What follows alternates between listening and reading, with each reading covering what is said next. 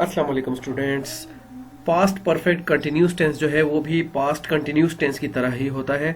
सिर्फ इसमें यानी इसकी सारी पहचान जो है वो पास्ट कंटिन्यूस टेंस के जैसी ही होगी, लेकिन सिर्फ इसमें प्रेजेंट परफेक्ट कंटिन्यूस की तरह इसमें भी टाइम मेंशन होगा। यानी टाइम मैंने आपको बताया था कि दो तरह का होता है, एक वो टाइम जो हमें मालूम होता है और एक वो जो हमें मालूम नहीं होता। तो इसमें भी टाइम का जिक्र आएगा। जो टाइम हमें मालूम होता है उसके साथ हम सिंस का इजाफा करते हैं और जो टाइम मालूम नहीं होता उसमें हम फॉर लगाते हैं। जिस तरह यहां पर मैंने एक एग्जांपल दी है, I had been waiting for long time. अब देखिए ये लॉन्ग टाइम ये हमें मालूम नहीं है कि ये कितना लॉन्ग टाइम है, तो इसके लिए हमने फॉर का इस्तेमाल किया। अगर यहां पर घंटे मेंशन होते, किसी दिन का नाम लिखा होता या साल मेंशन होता जिस तरह 2011 2012, तो उस सूरत में हम यहां पर सिंस का इस्तेमाल करते।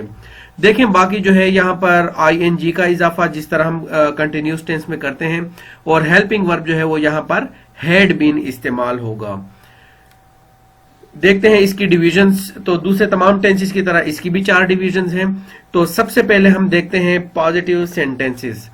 तो पॉजिटिव सेंटेंसेस के लिए फार्मूला क्या होगा, हम सबसे पहले सब्जेक्ट का इस्तेमाल करेंगे, उसके बाद हेल्पिंग वर्ब में हमारे पास हैड और बीन आएगा, वर्ब की फर्स्ट फॉर्म के साथ आईएनजी का इजाफा होगा और आखिर में ऑब्जेक्ट आएगा।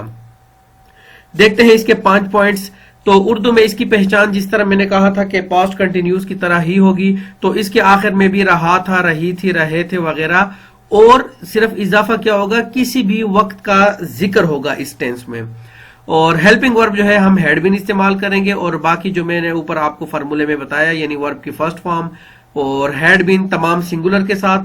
सिंगुलर का मैं पिछले तमाम टेंसेस में बार बार बताता रहा हूं कि हमारे जो ही, शी, इट और कोई भी एक नाम होता है उसे हम सिंगुलर कहते हैं, और आई, वी, यू, दे और एक से ज्यादा नाम जो होते हैं उन्हें हम प्लूरल कहते हैं। तो इसमें सिंगुलर और प्लूरल दोनों के साथ हैड बीन का इस्तेमाल होगा। स्टूडेंट्स अगर आपने अभी तक चैनल को सब्सक्राइब नहीं किया तो जल्दी से कर दें। अब देखते हैं पॉजिटिव सेंटेंसेस की एग्जांपल्स मैंने वही प्रेजेंट परफेक्ट कंटिन्यूस टेंस वाली रखी है ताकि आप लोगों को फर्क करने में आसानी हो। अगर किसी ने वो लेक्चर नहीं देखा प्रेजेंट परफेक्ट कंटिन्यूस टेंस का, तो आप वो भी जल्दी से देख लें, लिंक्स डिस्क्रिप्शन बॉक्स में मौजूद होगा। मैं सुबह से किताब पढ़ रहा था। देखें टाइम मेंशन है, मैं सुबह से किताब पढ़ रहा था। तो आई हैड बीन तो सबके साथ लगेगा, चाहे यहां पर सिंगुलर है चाहे प्लूरल है। वर्ब की फर्स्ट फॉर्म के साथ आईएनजी का इजाफा हुआ, और हमें चूंकि टाइम मालूम है तो इसलिए हमने इसके साथ सिंस का इस्तेमाल किया, सिंस मॉर्निंग। और डॉक्टर 1 हफ्ता से मरीज का इलाज कर रहा था। Doctor had been treating the patient for a week. देखें अब 1 हफ्ता हमें नहीं मालूम कि कौन से हफ्ते की बात हो रही है। हाँ, अगर यहां पर सोमवार, मंगल, बुध में से किसी का नाम आता तो हम यहां पर सिंस का इस्तेमाल करते हैं, लेकिन अब हमने यहां पर फॉर का इस्तेमाल किया। हम 1 मार्च से इम्तिहान दे रहे थे।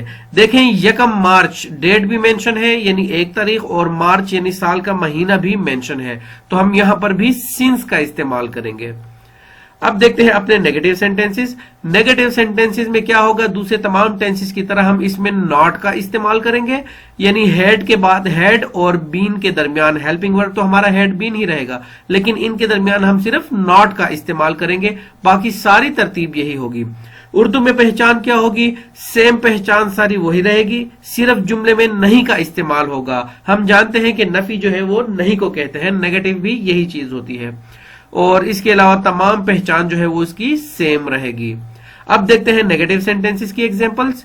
मैं सुबह से किताब नहीं पढ़ रहा था।